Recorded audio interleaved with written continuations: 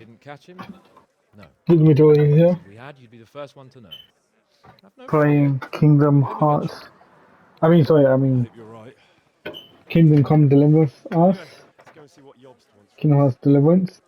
If you like the video, smash that subscribe button, like, leave a comment, and don't forget to hit that bell for notification. My lords, Christ's blessings on you all. And on you, Lord Capon. And this is my son, Henry. I didn't know you had a son, Sir Redzig. Came as a bit of a surprise to young Henry, too. This gentleman here is John II of Liechtenstein, a member of my council. I'm honored, gentlemen. Come join us. Margrave Yobst was just about to tell us the reason for his visit. Your Grace? I'm sure we're all agreed, Your Graces, that all this unrest must come to an end. This kingdom needs a king. The question is, which king? My cousin, Wenceslas IV, who is being held in captivity. I have to confess, my lord, that your answer surprises me a little. If I'm correctly informed, until recently you sided with your other cousin, Sigismund. That I cannot deny, and I have always stated my position plainly. But times have changed. How have they changed, Your Grace? Sir, there is one thing on which we undoubtedly concur. That King Wenceslas, unfortunately, did not inherit his father's gift for governing. Sadly, his failures have cost Bohemia, the nobles, and our whole Luxembourg family a great deal of money and effort. How did the king let it go so far, damn it? It's in his temperament. He cares only for wine, women, and the hunt. A king, in fact, who never wanted to be king. Then why didn't he just let his brother have the crown? Young sir, the crown weighs heavy when there are duties to be performed, but to surrender it means giving up great privileges too. But he did surrender power to his brother. When things started getting out of hand, Wenceslas appealed to Sigismund for help in restoring order. What you're saying, Wenceslas has invited him here? This is starting to make my head spin. Actually, it makes sense when you think about it. Sigismund wanted to re-establish the power of the whole House of Luxembourg. He thought if he helped Wenceslas win the imperial crown, in return his brother would help him become the king of the Romans, and leave the actual reign of Bohemia and the empire to him. Sigismund would govern, while Wenceslas could carry on doing what he was best at, enjoying the life of the imperial court. Why wasn't Wenceslas crowned Holy Roman Emperor long ago? He was already elected king of the Romans. All he had to do was go and let the Pope put the damn imperial crown on his head. Who knows? Maybe he'd prefer hunting and consorting with bathhouse wenches to spending time with the Pope. Well, so would I must admit. Sigismund's plan seemed sound enough, but it didn't quite work out, did it? It worked for a while. He and his brother reached an agreement. Sigismund took over administration of the kingdom and began planning Wenceslas's journey to Rome for the imperial coronation. But then Wenceslas realized he would just be a puppet with a crown. I must say, Margrave Jobst, Wenceslas and Prokop behave rather like naughty children in need of a good clout about the ears. Sigismund would agree. He was already planning his rule of Bohemia, and all of a sudden, the rug was pulled from under him. I'd say he lost his patience and decided he'd drag Wenceslas to the coronation kicking and screaming if he had to. Just like a naughty child, as you say. So he abducted him and your brother Prokop too, if I heard correctly. Correct. And you helped him do it, if I heard correctly. Yes, your graces, it's true. I was there when Sigismund abducted Prokop. I thought everything could somehow be settled, that we could make my brother see sense. But Sigismund just wanted to put an end to the dispute once and for all, whatever the cost. There was nothing I could do to stop him. And that's one of the reasons why I'm here. The worst of it is that it was all for nothing. Instead of putting a stop to the revolt, it escalated it, and the result is this chaos we have today. That's true enough, sir. But I must admit now, I'm not sure what your position is. The king is incompetent, but we must protect him? The simple truth, General, is that for all of Wenceslas's faults, we have no one else. So we'll have to make do with his idleness. People like him, though. But what can we do now? Sigismund has the League of Lords behind him. Otto von Bergolf, Heinrich von Rosenberg. The situation has gotten completely out of control. Now even the nobles of the League of Lords are realizing that Sigismund wasn't the right choice. So now Berghoff is on your side. Are we to assemble an army together with him and face Sigismund on the field of battle? We're not in Hungary now. Such affairs may be settled elegantly, without unnecessary hostilities or expenses. I have negotiated an alliance with the Hungarian bishops, the Polish, and of course the Czech nobility, against Sigismund. Every day he is losing the ground under his feet, and that's why I need your help too.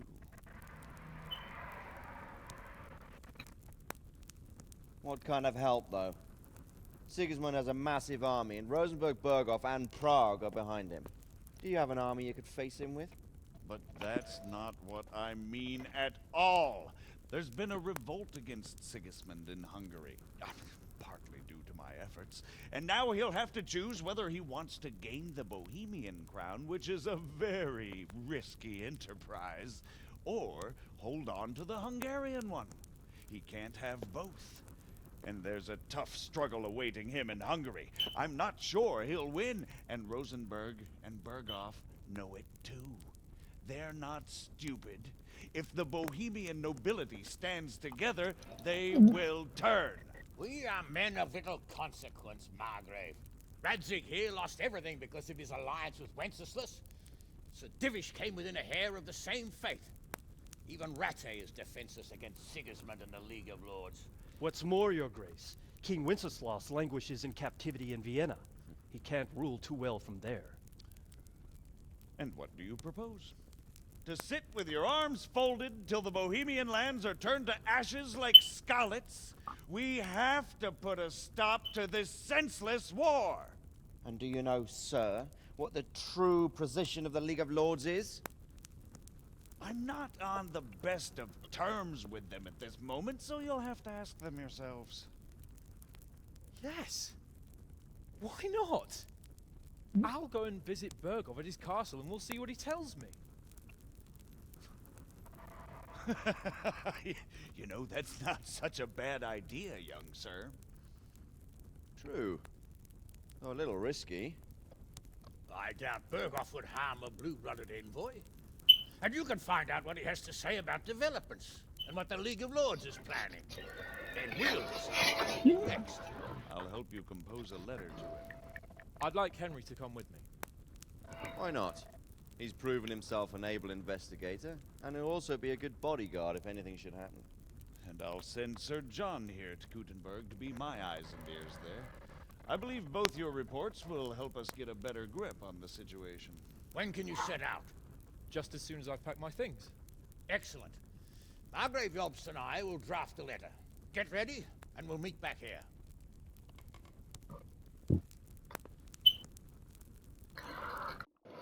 Could do with a bite to eat. I expect it would be best to write it in your name as Lord of Light. Quite so, Margrave. What exactly am I to write? What isn't really the issue? So, looks like you're off on a mission. Yes, I can't wait. I don't want to dampen your spirits, my boy, but watch out. These are evil times, and who knows what can happen along the way. Not to mention that Berghoff is no saint. Don't worry. I know. You've shown you can fend for yourself, but do take care. You'll be traveling as Lord Capon's bodyguard. You'll be there to make sure nothing untoward happens to him. Keep your eyes peeled and your ears wide open. What Berghoff tells you is one thing, but what you see may be quite another. Rest assured, Father. And don't get embroiled in anything else. Just hand over the letter, hear out his reply, and return. Yes. Very well.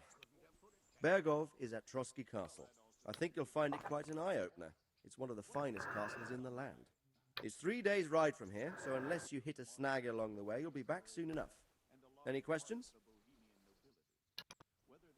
That's about all. Very well. Take the letter from Sir Hanush. And good luck, son.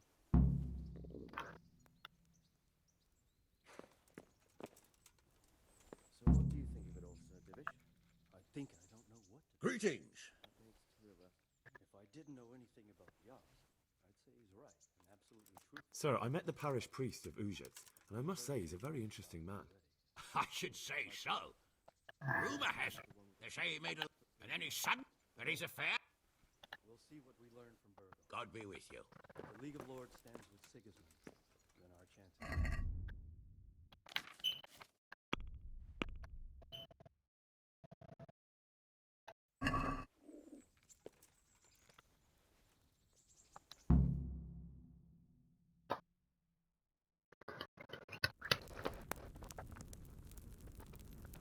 I believe we have written it well, gentlemen. Without a doubt. No one could deduce from this whether we are Sigismund's allies or foes. I must travel back to Brno now, but soon I will go to Brandenburg and I will stop here on the way back. By then, Sir Capon should be back and we can discuss how to proceed. Right. Before you leave, my lord, there is one thing that gives me no rest. Why did Sigismund come as a foe? It makes no sense. If I may, sir, I think I can explain. Oh, please enlighten us, young sir. I live not far from Hungary, where Sigismund reigns. It is a savage country, and the constant war with the Turks has hardened the people. They need a monarch with an iron hand. So when Sigismund felt the wind of revolt, he reacted as he would at home. Only what works on the Hungarian nobles does not work here in Bohemia. Bringing order is one thing, but slaughtering and pillaging with a horde of barbarians quite another. What purpose does that serve? But Sigismund did give the Bohemian nobles a chance to take his side. It was only when they refused his ultimatum that he lost patience and took to the sword. As for the barbarians, he could afford nothing better. The Hungarian nobility would gain nothing from joining his campaign in Bohemia. He didn't have enough coin for a regular army, and so he recruited the Cumans. What he does not pay them, they make up for in plunder. But in the end, he didn't have enough to even satisfy the Cumans. That's why he raided Kuttenberg and Skalitz. He wanted the silver. That makes sense. My lords, how's the letter coming along? It's done. Then we can be on our way. Now remember what we said, boy. All you have to do is deliver the letter, listen to the answer, and come back here. Don't provoke Bergov in any way. Provoke? Me? Never, Uncle. We'll be back in a few days. Farewell, your graces. Come, Henry, my men are waiting. I wish you Godspeed.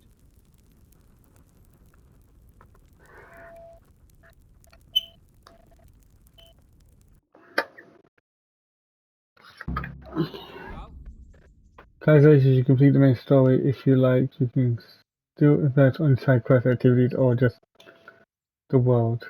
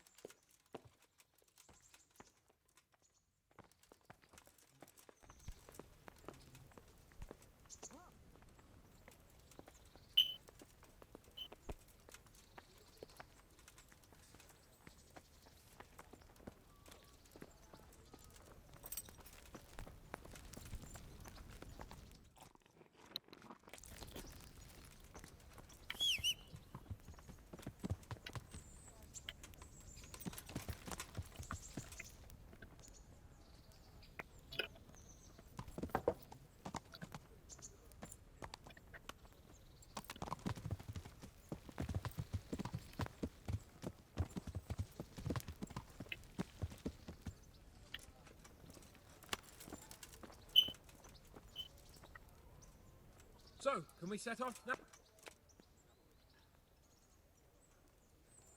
Of course. Yeah. Can't wait. So, the horse! Lord of Burgh is bound to be waiting us eagerly.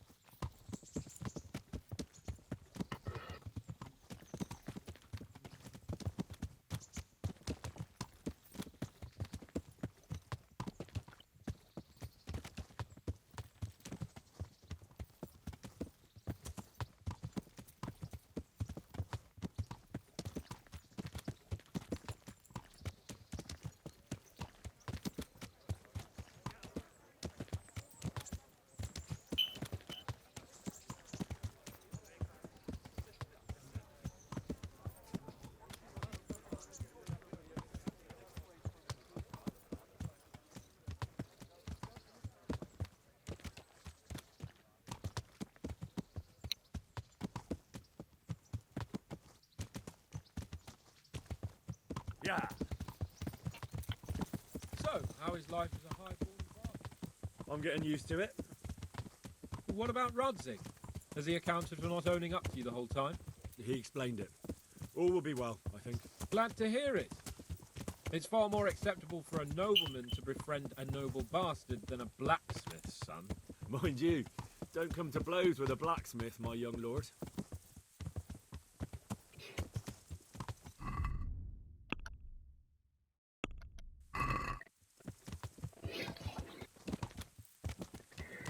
What do you think about Sir Jobst and his plan? Well, I admit all the scheming has me a little lost. I thought Sigismund was the devil, Wenceslas a martyr, those on his side the heroes, and those against him the villains. I believed we'd rescue the king and all would be well again, but now it looks a lot more complicated. Yeah, exactly. I didn't expect the noble lords to be as noble as the angels, but I hadn't expected such a sewer. They behave like children. I can't fathom how after all this backstabbing they're somehow still on speaking terms. I don't know either. It beggars belief.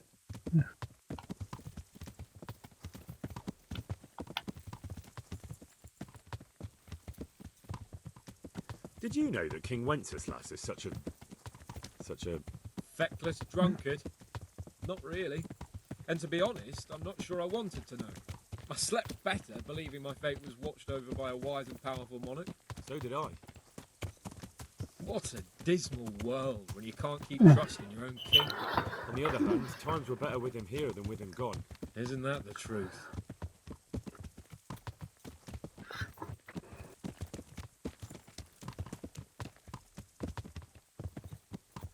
What do you think of Sigismund? If I were him, I'd have had enough of my brother even sooner. But he's a monster. Look at what those hordes of his are getting up to here. What he did in Skalitz. True enough. On the other hand, if Wenceslas and Prokop hadn't double-crossed him, none of this would have happened. No one forced him to burn Skalitz. That's a fact. But he couldn't let them shit all over him either. Not that I'm defending him. He's a weasel. No doubt about that.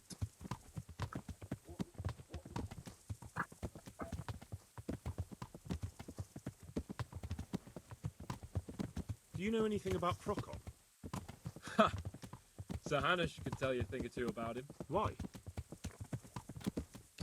Last winter, a certain Sir Jan Sokol of Lamberg, a well-known knight, or robber baron to some, tried to occupy the city of Iglau, which was on the orders of none other than Prokop. And what has that got to do with Hanush? Well, he was there with him. Of course that's not something to brag about in front of Jobst. And what was it all about? They wanted to occupy a city that was on the side of the League of Lords, but despite there being several hundred strong, they didn't take it. For one thing, they couldn't get past the Iglau women, with their pitchforks and cauldrons of hot water. I would never have thought of Sir Hanush as such a rebel.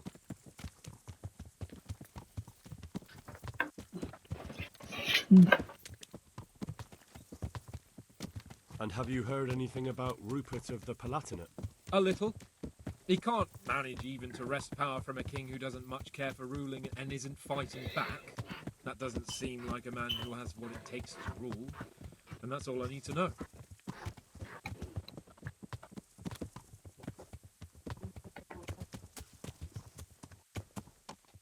And that Berghoff we're going to see, do you know anything about him? I haven't heard much good about him, but I have a feeling that some other nobles are quite in awe of him. And his castle is apparently quite impressive. I'll be interested to see for myself.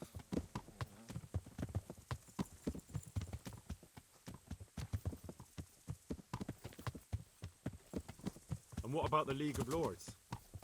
Wealthy, pompous. The king doesn't seem to like them much. He's chosen to let the lesser ranks of the nobility into his service, men like his father. I admit I don't blame him one bit. But the lords weren't happy about their lost influence, so they put their foot down. If I were Wenceslas, I'd have let them hang after they abducted me the first time. But he gave them seats at the provincial council? Little wonder they're back at their old tricks.